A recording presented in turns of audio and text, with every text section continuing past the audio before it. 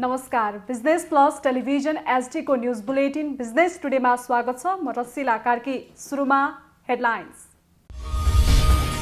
असार 20 गते भित्र आन्तरिक मूल्याङ्कन पठाउन विद्यालयलाई राष्ट्रिय परीक्षा बोर्डको निर्देशन। कुनै अवरोध नभई एसई को नतिजा आगामी साउन 15 गते भित्र सार्वजनिक गर्ने बोर्डको भनाइ। स्वास्थ्य सुरक्षाका मापदण्ड पालना गरेर आवश्यक अनुसार बैंक तथा वित्तीय संस्था खोल्न नेपाल राष्ट्र बैंकको निर्देशन। सकभर घरबाट वा न्यूनतम कर्मचारी राखेर सेवा दिन राष्ट्र बैंकको सुझाव। कोटेश्वर जडीबुटी सडक खण्ड विस्तारको काम तोकिएको समयमा सम्पन्न हुन सकेन। 7 करोड रुपैयाँमा सम्झौता भएको ठेक्का निषेध आज्ञाका कारण 60% मात्रै काम सम्पन्न। नेपाल चिकित्सक संघद्वारा धौलागिरी क्षेत्रका 3 जिल्लामा स्वास्थ्य सामग्री उपलब्ध। अस्पताललाई सहयोग पुर्याउने उद्देश्यले करिब 35 लाख रुपैयाँ बराबरको स्वास्थ्य सामग्री उपलब्ध गराएको संघको भनाइ। र सोमबार नेप्से सूचकले 3000 बिन्दु पार गर्दै अल टाइम हाई रेकर्ड कायम गर्यो। 221 कम्पनीको 3 करोड 50 लाख भन्दा बढी किता शेयर खरिद बिक्री हुँदा कारोबार रकम 18 अर्ब रुपैयाँ भन्दा धेरै।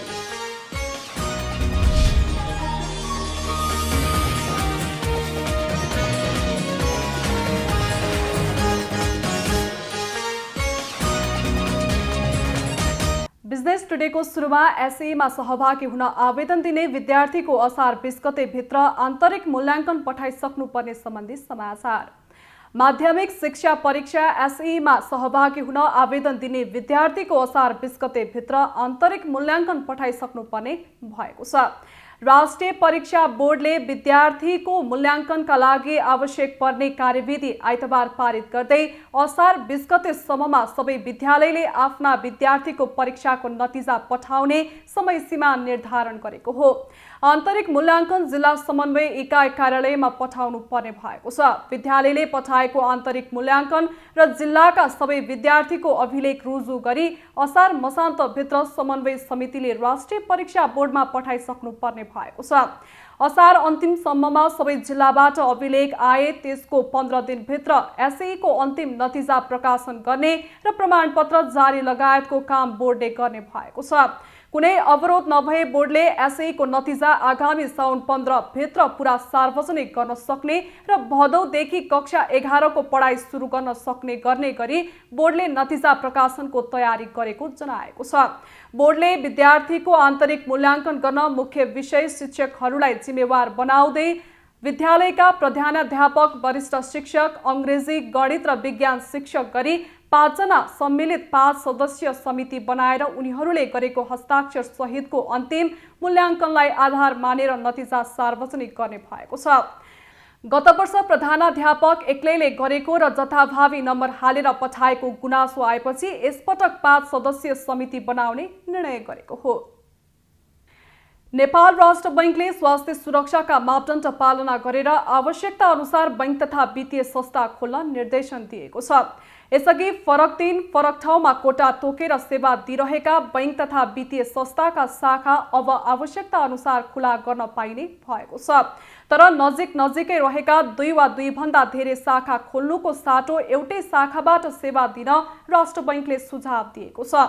बन्द भएका शाखाको सटरमा वा वेबसाइट र सामाजिक सञ्जालमा खुला भएको शाखाको स्पष्ट जानकारी दिने गरी सूचना दिन पनि निर्देशन दिएको छ।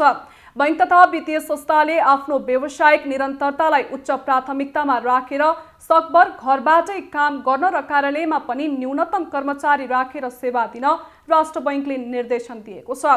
केन्द्रीय कार्यालयको हकमा 1/3 र शाखा कार्यालयमा न्यूनतम कर्मचारी राख्न राष्ट्र बैंकले भनेको छ। सेवाग्राहीलाई पनि सकभर विद्युतीय माध्यमबाट कारोबारमा प्रोत्साहित गर्न राष्ट्र बैंकले निर्देशन दिएको छ। कोटेश्वर जडीबुटी सडक खण्ड विस्तारको काम यसै आर्थिक वर्षको अन्त्यसम्मका लागि सम्पन्न गर्ने लक्ष्य राखिए पनि सम्पन्न हुन नसक्ने भएको छ। सरकारले कोटेश्वर जडीबुटी सडक खण्डको जामलाई व्यवस्थित गर्नका लागि कोटेश्वर जडीबुटी सडक खण्डको विस्तारको काम अघि बढाएको थियो। यसै आर्थिक वर्षको असार मसान्तसम्म सक्ने गरी काम थाले पनि कोभिड-19 को कारणले निर्धारित समयमा काम सम्पन्न नहुने भएको हो। टुण्डी सुसन जेवी निर्माण कम्पनीले 7 करोड रुपैयाँमा 2078 सालको असारसम्ममा निर्माण कार्य सम्पन्न गर्ने गरी जिम्मा लिएको थियो। हालसम्म निर्माणको 60% मात्रै काम सकिएको सडक डिभिजन काठमाडौँका प्रमुख इक्वेर नेपालीले बताउनुभयो। निषेधाज्ञाका कारण समयमै काम सम्पन्न गर्न अवरोध भएको उहाँले बताउनुभयो। कोटेश्वर तर्फबाट जडीबुटी हुँदै पेप्सीकोला जाने र भक्तपुर अथवा पेप्सीकोला तर्फबाट आएका सवारी साधनलाई बालकुमारी पुलतर्फ जानलाई डेडिकेटेड लेन छुट्याउने थप चौडाइ अनुसार स्पेस पनि जडीबुटी चोकमा बोटलनेक जस्तै भएको हुनाले त्यसलाई तात्कालिक रूपमा अगाडि बढाउने र जडीबुटीको मनोहरा पुलको अन्डरपास खोल्ने, त्यो सँगसँगै भएको यातायातको सवारी साधनहरूको स्ट्यान्डलाई चाहिँ अन्यत्र व्यवस्थापन गर्ने गरी एउटा त्यसको अङ्गको रूपमा यो कोटेश्वर जडीबुटी सडक खण्ड विस्तारको आयोजना अगाडि बढिराखेको छ। मौसम राम्रो भएमा यसै आर्थिक वर्षभित्रमा कोटेश्वरबाट जडीबुटीतर्फ जाँदाको दाहिने तर्फको विस्तारित 3 लेन बराबर कालोपत्रे गर्ने साथै हरियाली क्षेत्र र फुटपाथ बनाइन सक्ने र देब्रेतर्फ एउटा निजी घरको मुआवजा सम्बन्धी कानुनी समस्याका कारण अल्झिएका काम पनि सम्पन्न गर्ने प्रमुख नेपालीले बताउनुभयो। बिजनेस टुडेमा पालो भएको छ ब्रेकको।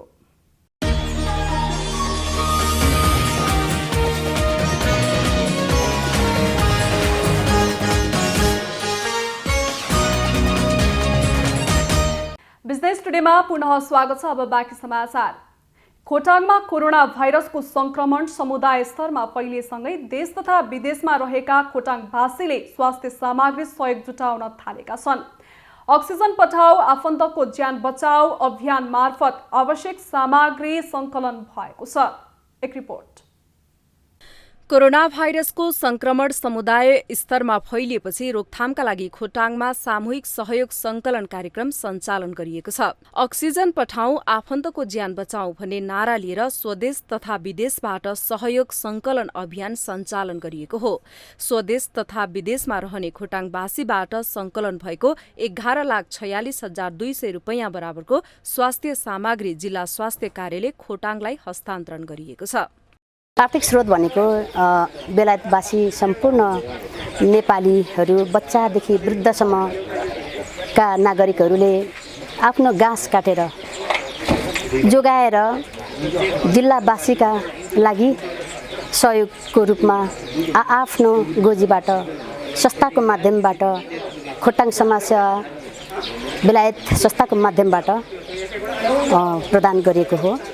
एम्बुलेन्स प्रोजेक्ट 7वटा एम्बुलेन्स प्रोजेक्ट र एक्सरे भिडियो एक्सरे मेसिन प्रदान गरिसकेको छ र खोटाङ जिल्लावासीले प्रयोग पनि गरिरहनु भएको छ र विभिन्न बाढी पहिरो आगलागी र आर्थिक क्षति र बिमारी पर्दा आपतकालीन स्थितिहरूमा सम्पूर्ण जिल्लावासी बेलायतमा रहनुभएका नागरिकहरूले सकेको आर्थिक सहयोग गरिरहनु भएको छ। त्यही स्रोतबाट चाहिँ संस्थाले यहाँ जिल्लावासीलाई चाहिँ प्रदान गरिरहेको अवस्था छ।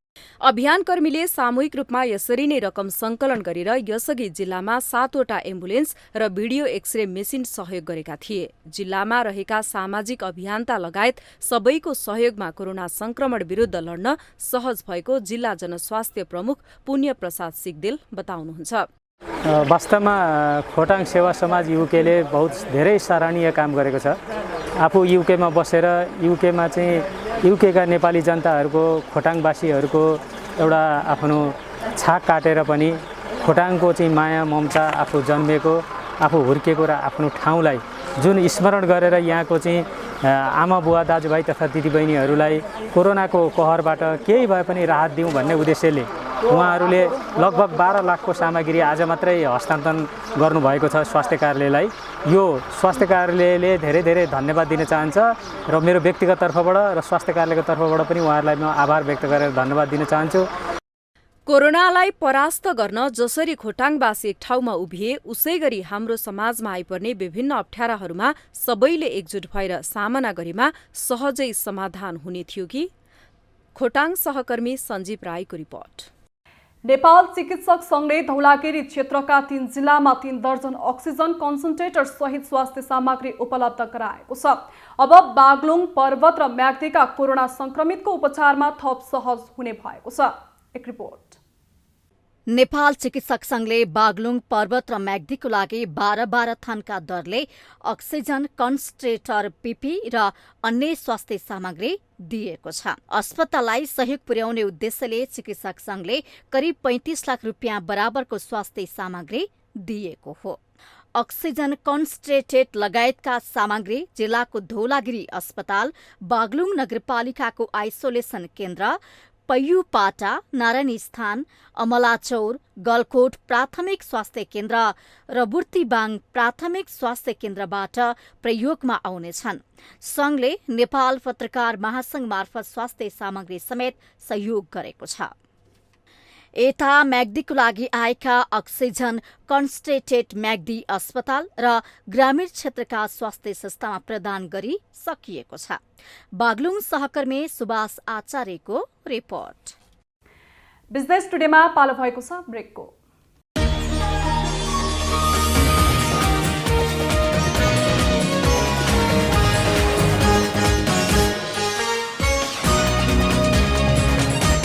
बिजनेस टुडेमा पुनः स्वागत छ। अब बाँकी समाचार। लकडाउनका कारण बाँकेको जानकी गाउँपालिकाका विभिन्न बगैँचामा फलेका आँप बजारसम्म लैजान नसक्दा किसान मर्कामा परेका छन्। आँप बेच्न नपाउँदा बगैँचामै कुहिएको छ। किसानका लाखौं रुपियाँ मूल्य बराबरको आँप क्षति भएको छ।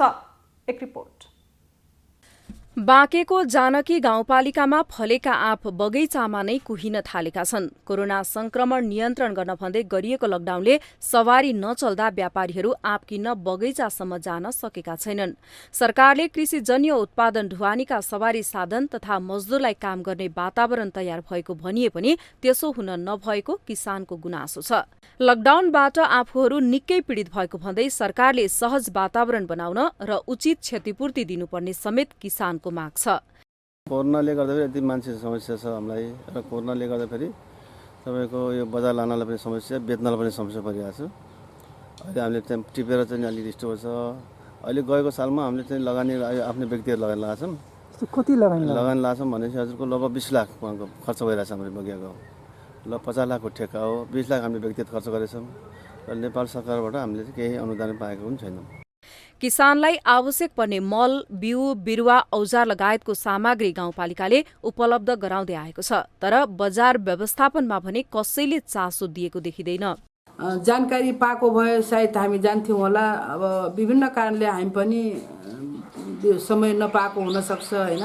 अब उहाँलाई समस्या फलफुल बिक्री वितरणको लागि समस्या पर्यो अथवा कुनै गाह्रो भयो, पुलिस प्रशासनले टचर दिनुभयो अथवा लान दिनु भएन, यस्ता कुराहरू रोकिरहेको अवस्थामा उहाँहरूले हामीसँग समन्वय गर्न पर्थ्यो र हामीले सहज वातावरण बनाइदिन्थ्यौँ। उहाँहरूलाई पुलिस प्रशासनलाई गाउँपालिकाबाट एउटा चिठी अथवा एउटा सिफारिस दिएर कृषिको हकमा चाहिँ पुलिस प्रशासनले रोक्न पाउँदैन होइन, उहाँहरूले नै समन्वय गर्न पर्थ्यो। यही कुरा सबै उहाँहरूले हामीसँग समन्वय गरेको भए पक्कै पनि हामी उहाँलाई सहज वातावरण बनाउँछौँ। तर पनि अझै पनि उहाँहरूलाई गाह्रो छ, समस्या छ, पुलिस प्रशासनले दुःख दिएको छ भने हामी कहाँ तुरुन्त उहाँहरूले सम्पर्क गर्नुभयो भने त्यो सहज वातावरण हामी बनाइदिन्छौँ। किसानले माटोमा वर्षौंसम्म पौठे जोरी खेलेर संरक्षण गरेको बगैँचामा फलेको फल कुहिँदा किसानको मेहनत त खेर गइरहेको छ नै, अर्कोतर्फ नेपालबाट भारततर्फ निर्यात हुने वस्तु घटिरहेको छ, जसले किसान त घाटामा छँदैछन्,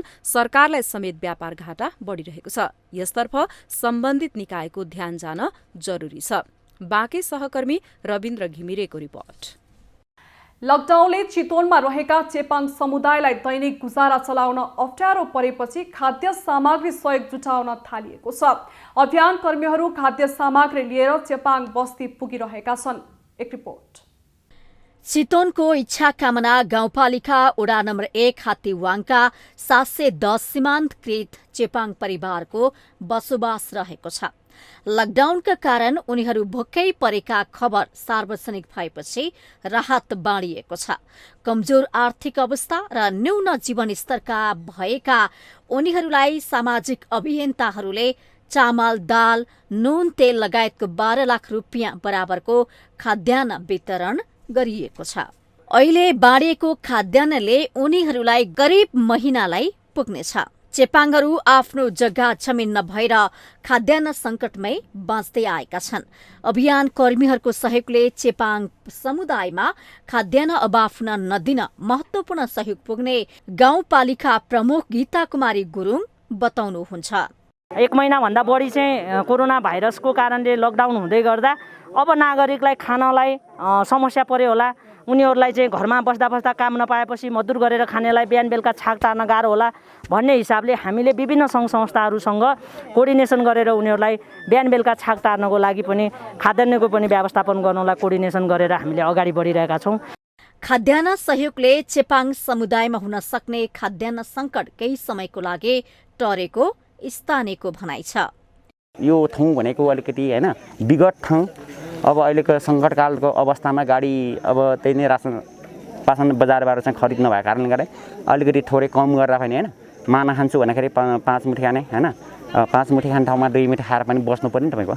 अब अहिले तपाईँको मलाई हाम्रो यो ठाउँमा खानेपानीको समस्या खानेपानी पनि बिस्तारै भरे बिस्तारतिर खानेपानीको एउटा व्यवस्थित पनि गरिदिन्छु भन्नु भएको छ अरे, एउटा आश्वासन दिनुभएको छ। पक्कै हामीले गरिदिनुहुन्छ कि मलाई चाहिँ एकदम आशा खेतीमै छ सर। खानुको दुःखै थियो, अन्न थिएन। अन्न थिएन? अन्न त थियो, अलि पाकेको छैन बारीतिर। बारीमै छ। बिहान बेलुकाको छाक टार्नलाई के खाइरहनु भएको थियो अहिले? मकै। मकै खाइरहनु भएको थियो? हजुर। कन्दमूलहरू पनि खाने गर्नु भएको छ? पिठा भ्याकुरहरू? अलिअलि हल्का। पाइन्छ जङ्गलमा सजिलै? पाइन्छ। तपाईँ घरमा अहिले अन्न के चामल दाल छ कि छैन? छ। कति छ? त्यही 1-2 पाथी मात्रै हो। अनि रात लिन आउनुभयो, यो कति दिन खान पुग्छ?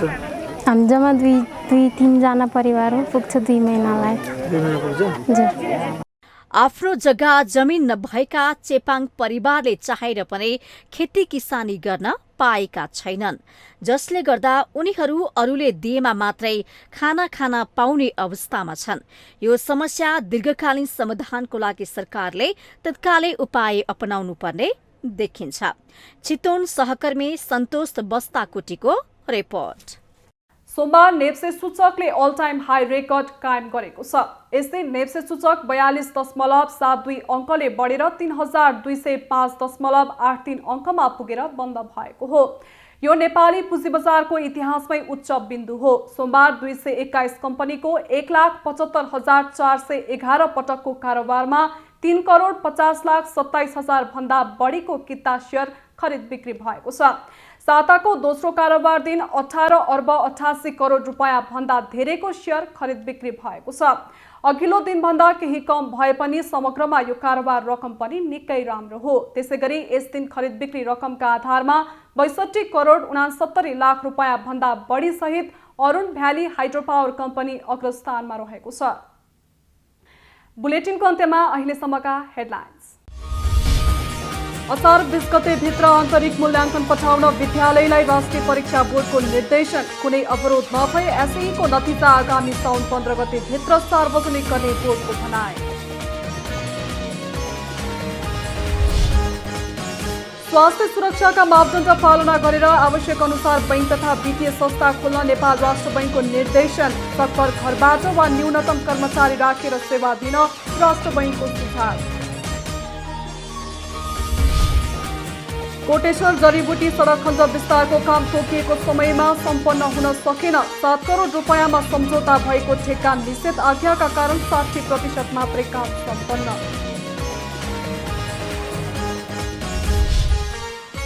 नेपाल चिकित्सक संघद्वारा धौलागिरी क्षेत्रका 3 जिल्लामा स्वास्थ्य सामग्री उपलब्ध। अस्पताललाई सहयोग पुर्याउने उद्देश्यले करिब 35 लाख रुपैयाँ बराबरको स्वास्थ्य सामग्री उपलब्ध गराएको सङ्घको भनाइ।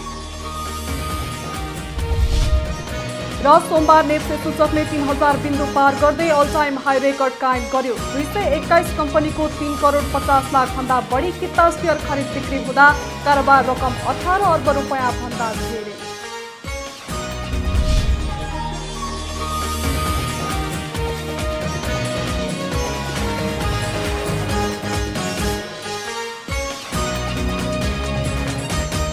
बिजनेस टुडे अहिलेलाई यति नै। हेर्दै रहनुहोला business plus television HD। Business plus, business first. नमस्ते।